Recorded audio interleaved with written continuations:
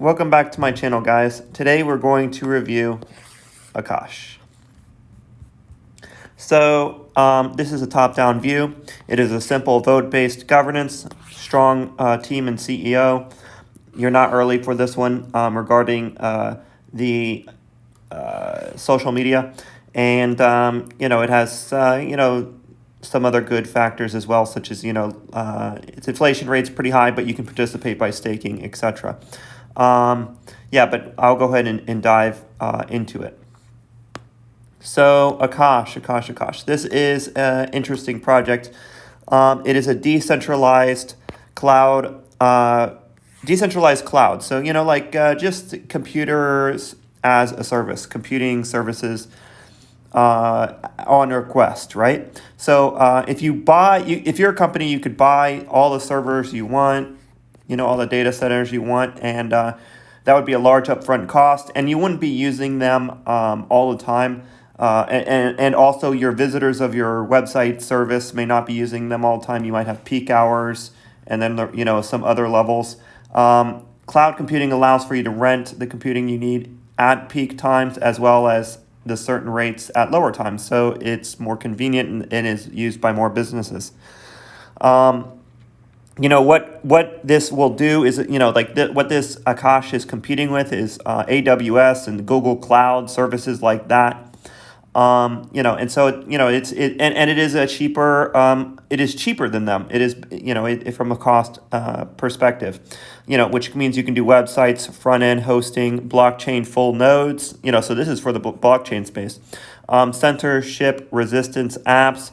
And it is also lower cost than current providers, even up to 90% less expensive. So you can see that this already has a pretty good possibility of succeeding. It is derived from the Cosmos tech, the Atom token. It is derived from that ecosystem. And, cloud, that's basically what it does. It also recently finished IBC, which is inter-blockchain communication, and that's very important as well. And they also had sold these guys recently. These little, they were pretty cool. I wish I could have bought one. I wish I would have found this project when these things were selling, because I'd probably buy one. They're about $1,000 for one, but they're sold out. They made about 300 of them, and they're like a little mini supercomputer that is made to mine Akash. But you could also use your own ASICs not ASICs, but your own device to mine as well. That's just an interesting thing that I noticed as well with this project. So I'm going to jump right into the total evaluation. So is this a low market cap? It's not really, but it does have a very accomplished CEO. You're not early to social media, but it does have a live niche. So regarding price, the ultimate conclusion that I reach, I do think that the price will perform. I do think that there's a good chance that the price will perform. Future increase in demand for token, I think that will be the case. Future market excitement from price momentum is likely. I do expect that to be the case. Now, here's where I said, for social media, all of this is just my social media metrics.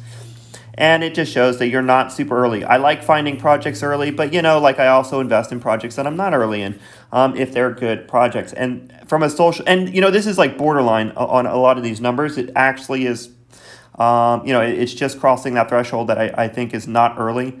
But it is smaller social media numbers than other projects have. Major upcoming events. Now they already did, but that's something that I made me more reluctant to buy. Would make me more reluctant to buy is major upcoming events. So in the next few months, they're basically they just completed version 2. And they're just going to make sure that it's stable, secure, and that it's simple. They're just building out, nothing that'll get hype, but they're just maintaining and building out, making it super useful and secure, etc. So those are good things, but I don't know if that will generate a lot of hype, these major upcoming events. But there are some things that could lead to hype. And this is personal speculation of mine, but I do think this will be the case, is that Cosmos will use them for hosting, their nodes within the next year, hosting some of their nodes, because they are derived from the Cosmos Tendermint consensus. I see that there is a high likelihood that that project will use them for part of the node infrastructure. So money needed to move price up to decrease. I think that'll be the case. Tokens on sell side to decrease. I expect that to be the case. Inflation can be compensated through validators. You can participate in the network with all that stuff so that inflation isn't super harsh. Token distribution. It does have pretty bad token distribution. The top 10 accounts hold 53%.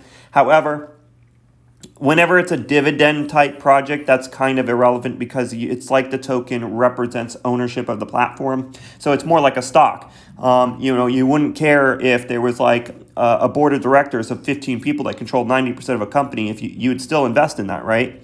I would, because it's not about the distribution of tokens, it's about revenues. How much are you going to get per share? And so that's what you have to think about when something is an income producing type system. And that's what this is.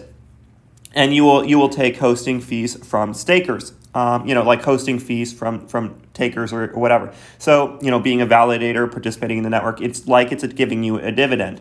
And so that is important to consider. This does not have a burning mechanism that I found. So that is something to consider as well.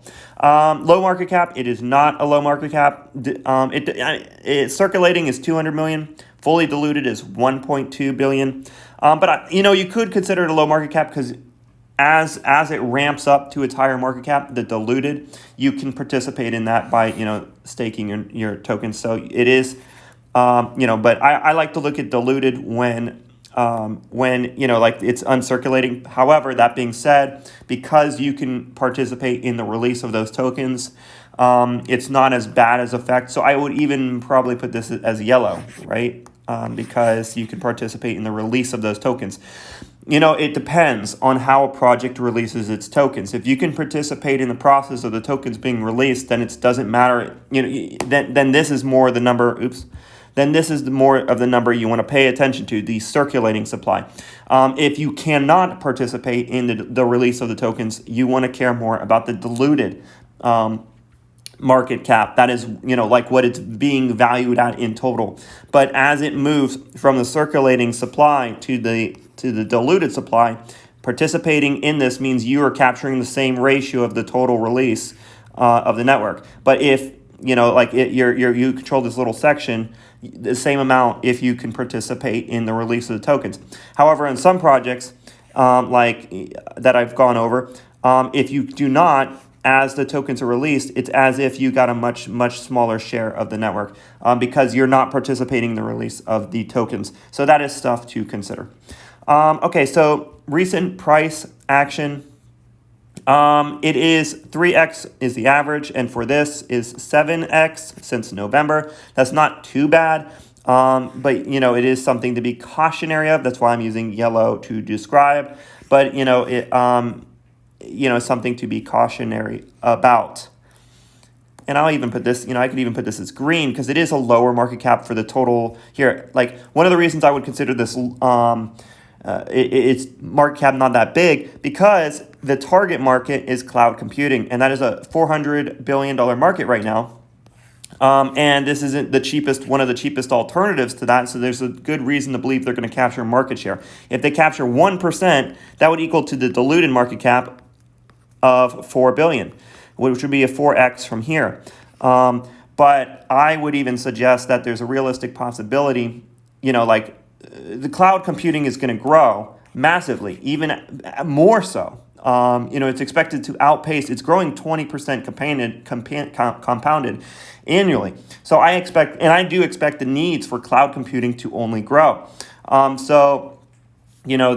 We can expect that to be in the trillions, or the market that it's going for to be in the trillions. And so, and this is 1% capture. So this thing could be a 100x project. If the total that it's going for is 1 trillion, and ultimately, like it captures 1% of that, that's 10 billion, right? But once it captures 1%, it's not going to just capture 1%. It'll more likely capture 10% or even more, because once you get past that 1% threshold, the hardest part is of capturing market shares, is over, because you sell, it's the nature of exponential capture. So you'd be more like 100 billion, right? So that's a 100x possibility. So yes, this is a possible gem 100xer.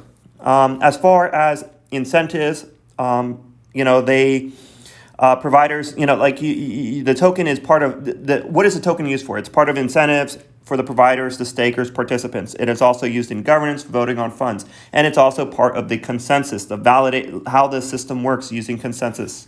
Okay.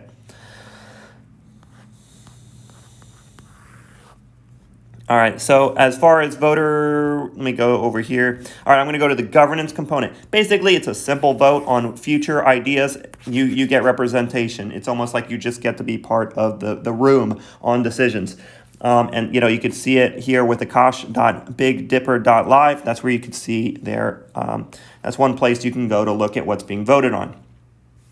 As far as voter wait for bound time lockup a token, there's no such thing, but you're binding your token for 21 days, and it's 21 days to unbound. But there's nothing that gives you more weight. One of the best things the project can do is give weight for the amount of time that you lock up your tokens. By locking up your tokens for longer, you should have a heavier weight in the voting process. That is something that I think makes the project more long-term, and it protects it from people like custodial voting as well. Custodial voting is when an exchange votes with tokens that are not their own. But this project does not have that. All right. Okay, so let's look at the team and the CEO. So impressive achievements, they do. Greg Osori is the CEO, and he is, he produced Angel Hack, the world's largest hackathon, with 100K developers that were onboarded in that. And that project that he did, that hackathon, this is before hackathons were common. So this guy, Greg Osori, is very talented from building developer toolkits, but also this hackathon led to one of the most popular Google Cloud services, Firebase, to be built, which is the most it's the flagship product of Google Cloud, toolkits. Okay, and then he has experience with IBM and Kaiser Pharmaceuticals. He produced the first cloud architecture for them, Kaiser Healthcare, which that company produces 88 billion, and they had 300K employees. So he serviced that company, which means that speaks in volume to his customers that he's served in the past. Regarding the CTO, Adam Bosnatich, sorry for slaughtering that name, but he has a patent on fuzzing, security, resilience, and Thompson. Apple bought, bought this thing he made, Thompson. So, he's skilled as well. So very skilled individuals leading the company, which is what you want to see, especially with that hackathon that the CEO generated. I have the CEO fairly highly ranked at 8.5, which is just an arbitrary the way I rank CEOs. And it's for his skills with developer toolkits, massive success at delivering toolkits for developers and getting onboarding developers in his ecosystems and development skills. So he's very skilled I'm seeing that there's high potential of success here because of the CEO. Long-term vision is success, or long-term vision and mission. Computing accessible to anyone is the CEO's mission. It answers the why question. So, trustworthy team. I did see that when I'm looking at these people, they seem to have all the components of trust, including, the fact that they're experienced, etc. So regarding the strategic partnerships or backers, Cosmos CEO plans on working with Cosmos tech ecosystem. He says, he wants to work in the Cosmos ecosystem. And he says, worth investigating. In my opinion, he's likely to do, there's some connection here that's likely to happen, where I see, this Akash CEO says he's a core contributor to Cosmos. He is a core contributor. He's helped Cosmos succeed. He's derived this technology from Cosmos, so it is likely that these, Cosmos will use this as validator nodes or whatever to host nodes in a decentralized cloud service system. Also, Equinix, largest data center in the world, is using Akash, so that is very powerful as well. Thorchain is already offering incentives for deploying nodes on Akash as well. So you can see that they already have customers and people utilizing their services, which is something you want to see.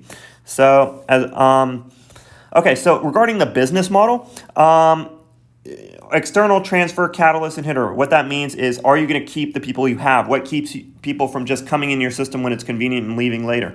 And I put, because this is an infrastructure that taps into IBC, anyone who uses this system, they will not leave because they will be integrated into a certain blockchain ecosystem. So if you have a certain service provider, of course, like they said, even in their docs, that no vendor lock-ins in order to, as an incentive.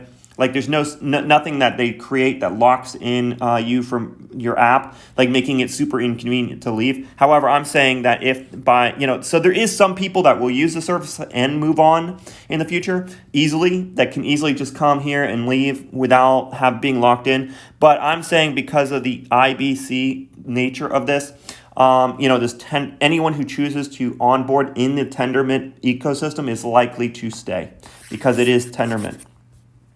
Okay, best option of the competition. So when they asked why did he choose the Cosmos, the CEO, he said, we started building in 2017. ETH was too expensive at the time, and Polkadot didn't exist. Libraries were available at the time. And by the way, guys, that's one of the key things to get out of this conversation that I had, or that the CEO was in. Libraries shows you how important libraries are for developers because, that's the tools that developers can use. So that's something to think about when you're judging these projects, etc. So this was built using IBC.